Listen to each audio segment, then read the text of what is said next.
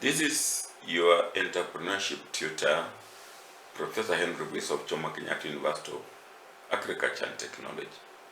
I now want to invite you to part 4 of the series of Can Bukusu culture afford to be static? Part 1, 2, and 3 can be found at these links. Part 1, Part 2, Part 3. They can be found at those links. Yes, I'm no anthropologist, I'm no historian, I am no expert in culture, but I'm attempting to answer the question, can Bukusu culture afford to be static? I rewind my own life history. I consulted some documents. I listened to some people. I observed and participated in rituals and ceremonies. I analyzed the rich discussion on the Bukusu Caucus WhatsApp wall. And I applied my own logic to generate this series of my story. In part 1, I defined culture. In part 2, I traced the migration of the Bukusu from Esbakala in Egypt to Muyala wa Mambo in Kenya. In part 3, I looked at food as an element of culture. Now, in this part 4, I want to look at housing and marriage as elements of culture. Yes, ask me, what are the key pillars of culture? And I'll tell you, food is one pillar. Houses and language is another pillar. Clothes is the third pillar. And the rituals are the fourth pillar. Of course, there are other pillars, but I'm saying these, to me, are very key without belittling any other. Houses. According to Rappaport, the design of the house is influenced by both cultural values and choices. Those are the documents I looked at. Masmadar and Masmadar suggest that houses reflect rules, norms, and the social relationships. While according to Lawrence and Law, they are replete with symbolic meanings. So, the houses we live in are a strong element of our culture. Yes, houses are elements of a culture. Look at that house, the Maasai. Look at that, the Luo. I'm talking of traditional. Yes, you might say those are not houses, they are huts. But in the traditional meaning, they were houses. The Luya, the Swahili. Indeed, do you see any differences? Those are the Samburu. Look. And that's the English. So you look at these houses. Go to any museum in Kenya. Nairobi, Kisumu, Kitale, Mombasa. And they start talking about how the different peoples of Kenya lived. You will see villages, houses, related to every or many groups in the country. So there you are.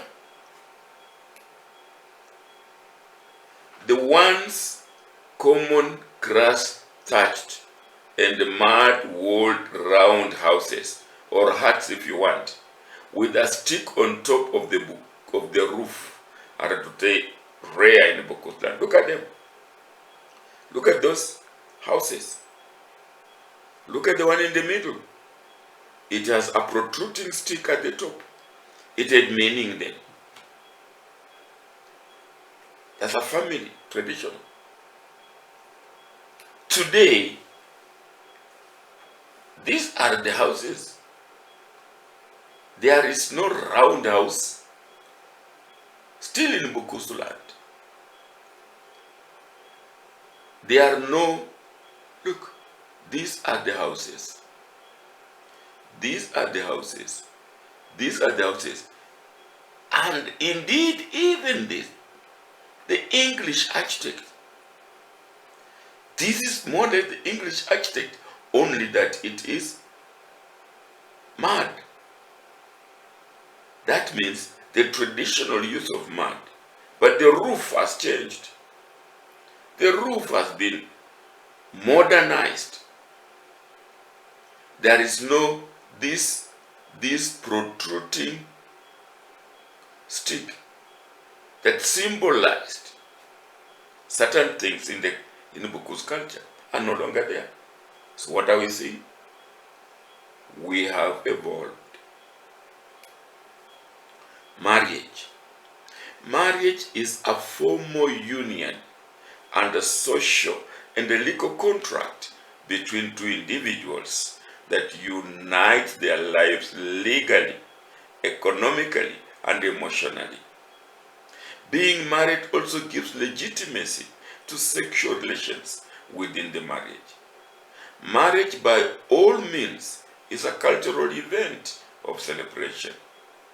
The cultural norms guide us to understand the values of marriage. The marriage will be void of fanfare if we have no cultural past. Everything we do at the wedding ceremony has a meaning. And of course, different cultures have different norms for married people, including the division of labor between and among the married couples. So, marriage is a strong element of a culture. Yes, look at them. Some cultures in Kenya still practice forced marriages, while others still do it traditionally, but without force. What are we saying? Even marriage is changing, metamorphosizing, evolving, sometimes even revolving. In Bukusu, we're talking marriage now. In Bukusu, dowry negotiations are strictly a male prerogative done at the groom's to-be home. In other words, the Bukusu marry, but they have to negotiate dowry. And when they do that, they do it at the groom's home, or the groom to be, the man. However, recently, as last year 2020, my own niece was getting married to a Kikuyu man. In Kikuyu culture, negotiations are taken to the bride's home. Is there a clash? In Bukusu, it is done at the groom's home.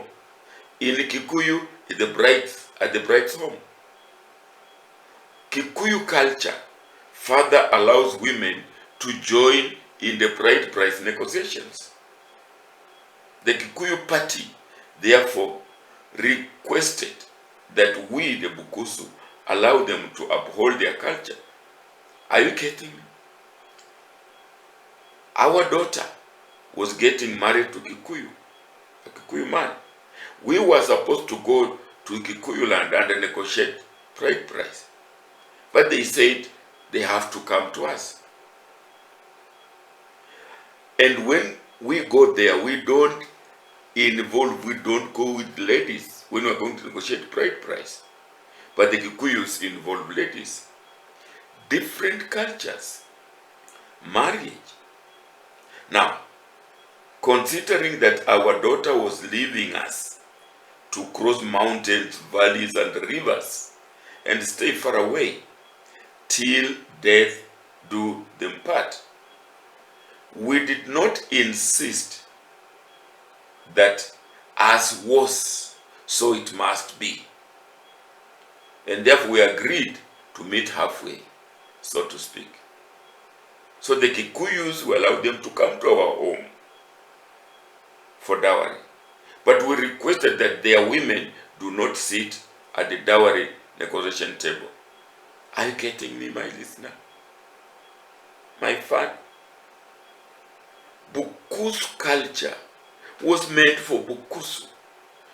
And the Bukusu were living as a homogeneous group. But now when intermarriage started coming in, we are now considering, we are now adapting, we are now adopting. We can't be static. Now, according to Bukusu traditional practices, wives belonged to clans, and a divorce could not be implemented by the husband's decision alone without involvement of the clan elders. That seems to have been noble when the Bukusu lived together in fortified villages. It has since been adapted or indeed abandoned. My wife belongs to me. My wife does not belong to the clan. We don't live in fortified villages. We live separated in cities, urbanization. The Bukusu had arranged marriages where consent of the couples to be was not sought. This has also changed. There was this horrifying taboo where if firstborns were twins, they could be killed to prevent bad omen to the family. These practices are no longer commonplace. What are we saying? Culture can't be static.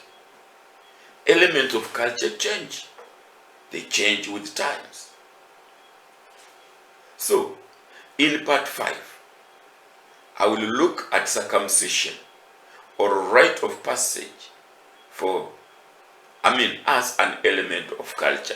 So, watch this space.